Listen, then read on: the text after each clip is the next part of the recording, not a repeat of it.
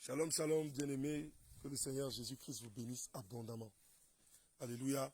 Vous pouvez voir ici, nous sommes dans la ville d'Ayamé. Amen. Et nous nous apprêtons à prendre un témoignage, ou alors 2 ou 3 témoignages, pour la gloire de notre Seigneur Jésus-Christ de Nazareth. Bien-aimé, toi qui ne t'es pas encore attaché à Jésus, regarde, l'homme de Dieu va te donner un petit message ce matin, qui va t'aider encore à renoncer au péché. Alléluia. Shalom, shalom, peuple de Dieu. Voilà.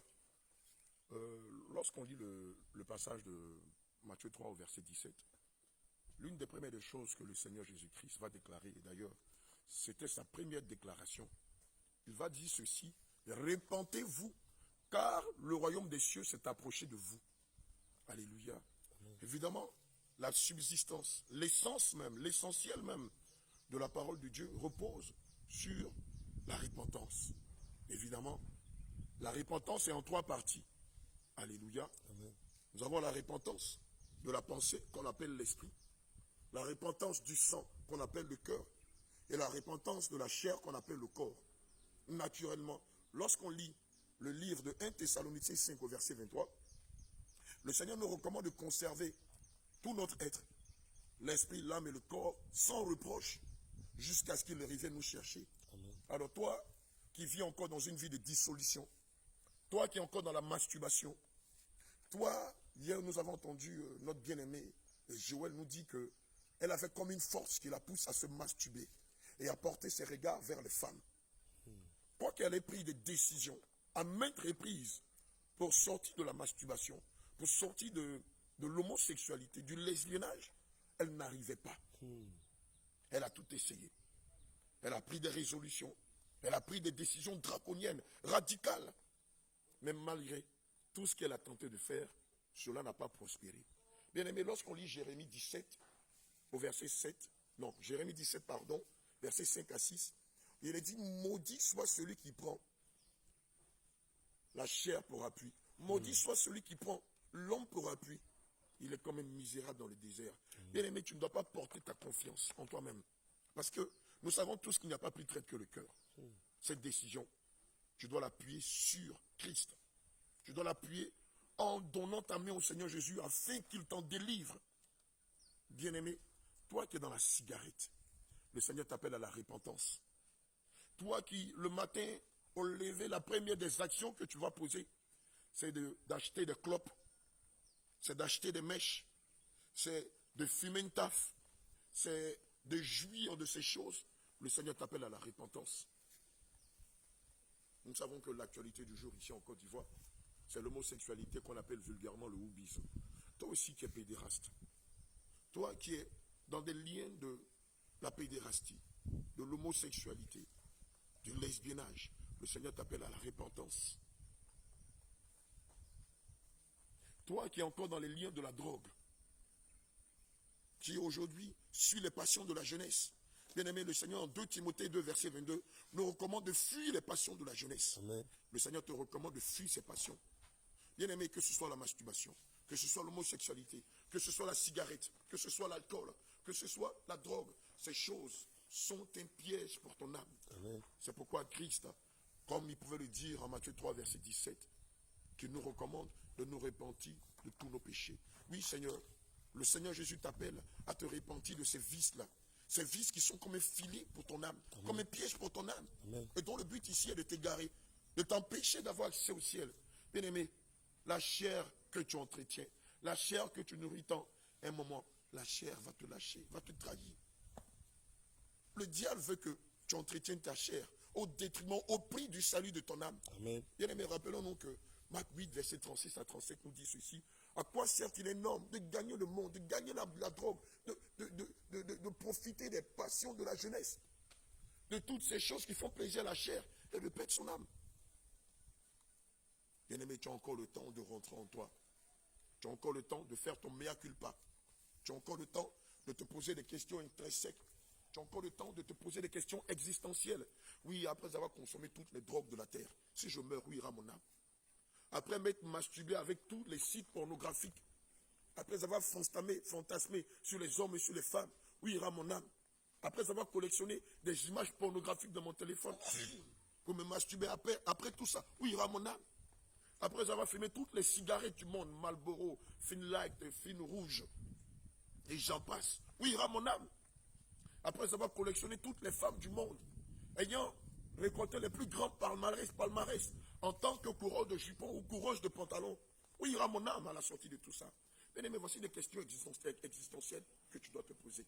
Après être allé de marabout en marabout, d'avoir eu toute la puissance de la science occulte, où ira mon âme? Bien-aimé, voici les questions que tu dois te poser. Après avoir eu des pouvoirs pour charmer les hommes, pour charmer les femmes, où ira mon âme? Après, je m'adresse ici aux homosexuels. Toi qui étais un jeune homme, après être sorti avec toutes les autorités de ce pays, avec tous les hommes nantis de ce pays, à la suite de tout ça, après avoir possédé un iPhone 14 Pro, bientôt ce sera l'iPhone 15, ensuite le 16, après avoir consommé toutes ces choses, possédé toutes ces choses, à la fin de ta vie, où ira ton âme, mon bien-aimé? Question. Alléluia. Bien-aimé, voici des questions intrinsèques que tu dois te poser. Après t'être dépigmenté la peau au soir de ta vie, tu as eu les meilleurs produits cosmétiques pour avoir un teint chocolat au lait, un teint marron comme le lac, la bière, comme le fleuve, la bière qui est devant nous.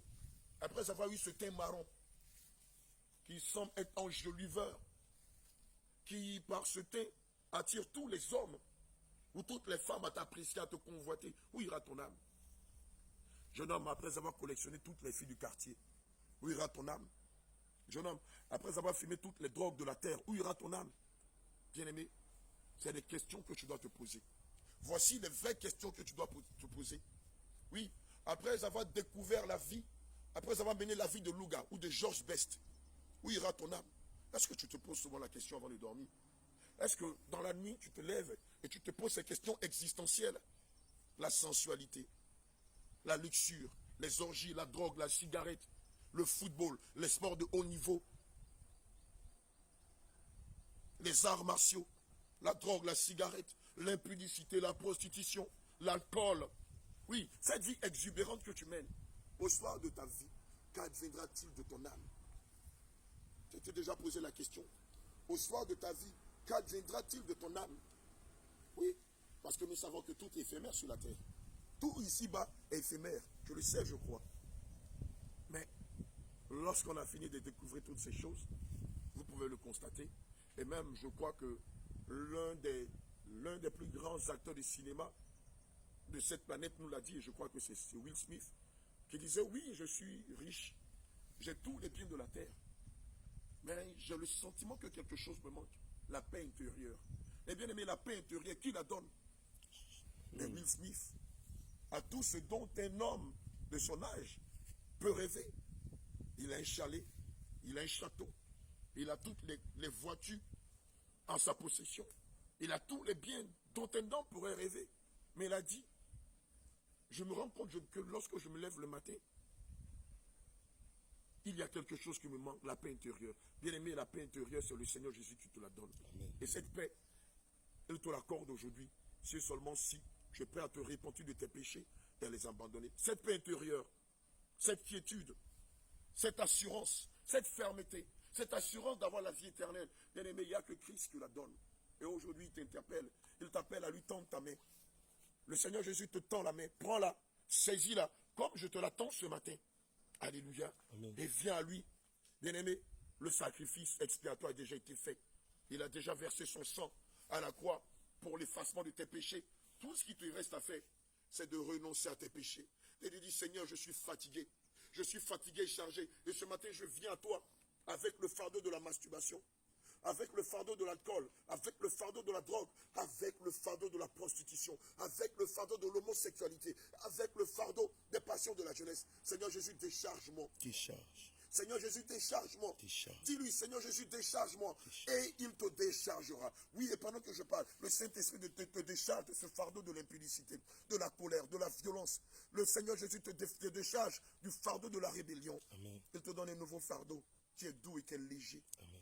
Le fardeau qui te pousse à observer ses lois, ses commandements, à marcher selon sa volonté et non pas selon la volonté du monde. Bien-aimé, que le Seigneur Jésus te bénisse. Sois fortifié et attache-toi au Seigneur Jésus et attache-toi à ses valeurs. Attache-toi à la sainte doctrine par laquelle tu auras la vie éternelle. Shalom, shalom, que le Seigneur nous garde.